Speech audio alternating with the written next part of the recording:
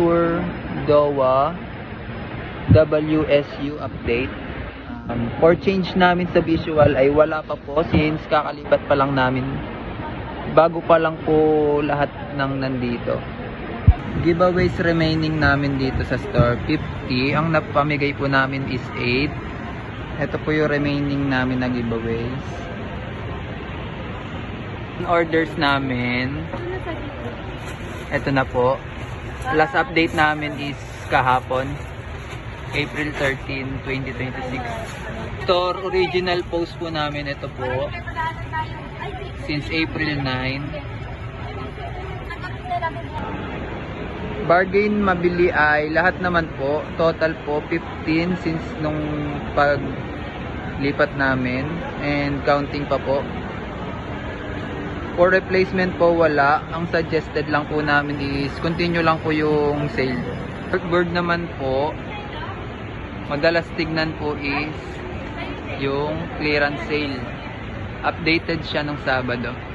Ito naman po yung itsura ng store namin. Ayan po.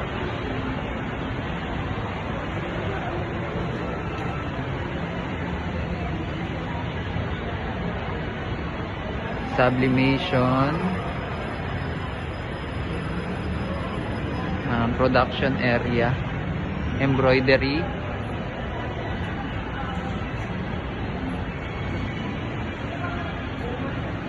Uniforms.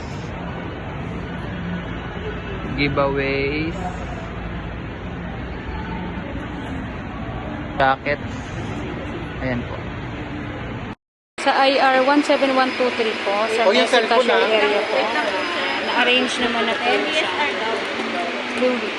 Then, ano naman po, naayos naman na po ng cashier.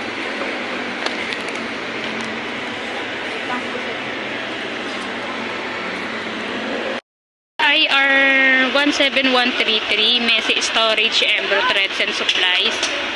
Naayos naman na po siya. 16714 proper pending labels. Ayan po.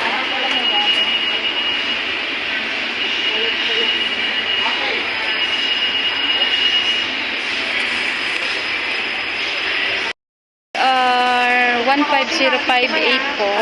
Ito po yung mga too many parcels, no labels. Ayan po siya. With name and contact number na po. Then, i-maintain na lang po namin yung paglagay lagi ng pending label po. 17111 po, CCTV monitor no view. Working na po siya. Natawagan na po namin si Sergeant Aquino.